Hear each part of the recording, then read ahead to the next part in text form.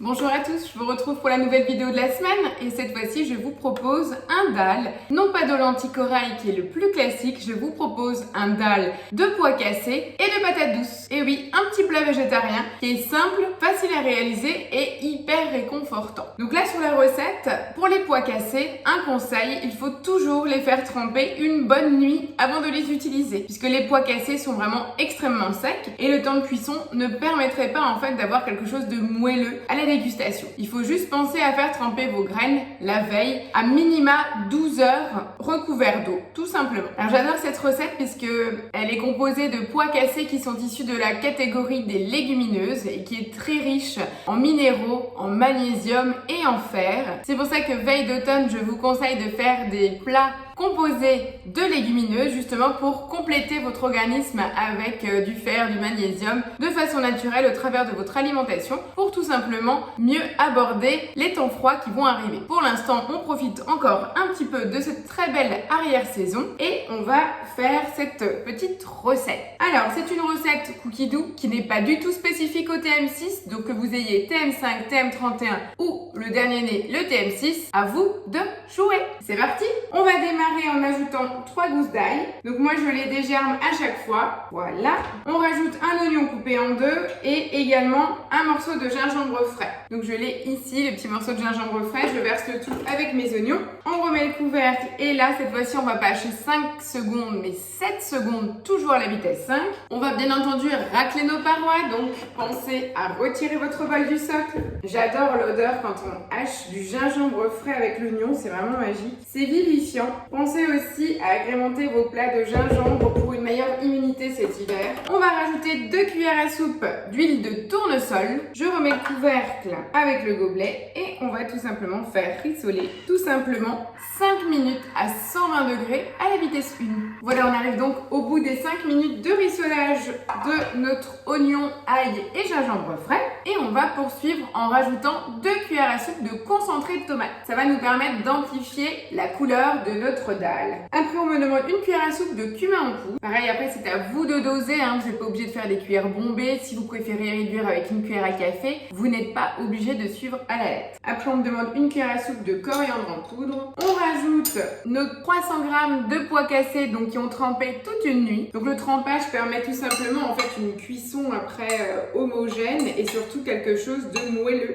Et là, on va tout simplement rajouter encore 300 g d'eau. Donc là, dans le mélange, je vous rappelle, on a oignon, ail, gingembre frais, pois cassés, les cuillères d'épices. Et maintenant, je rajoute 300 g d'eau. Pile poil au gramme près. Maintenant, on me demande de rajouter un cube de bouillon de légumes. Donc comme vous le savez, je prends mon bouillon maison. Donc là, je vais également rajouter 1 cuillère à soupe. Je suis même généreuse sur mon bouillon parce que c'est un bouillon maison, ça va ramener le côté salé. Voilà. Et là, je vais mettre le couvercle et le gobelet doseur et je vais partir tout simplement pour 35 minutes à 95 degrés, vitesse 1. Donc là, je pars pour 35 minutes de cuisson. C'est la première partie en fait du côté mijotage. Puis dans un deuxième temps, je rajouterai après les patates douces. Donc les patates douces, je vous en ai pas parlé, c'est un légume qui a la couleur de la carotte et du potiron, mais qui n'a rien à voir en fait avec la pomme de terre classique. Même si c'est, on va dire comme une tubercule, c'est aussi la même forme qu'une pomme de terre. C'est un cousin lointain. Par contre, c'est nettement plus sucré. C'est beaucoup plus doux. Donc faites juste attention en fait à la consommation de patates douces parce que c'est très riche en sucre. Par contre, ça plaît beaucoup aux enfants que c'est moelleux et sucré. Donc c'est également bon pour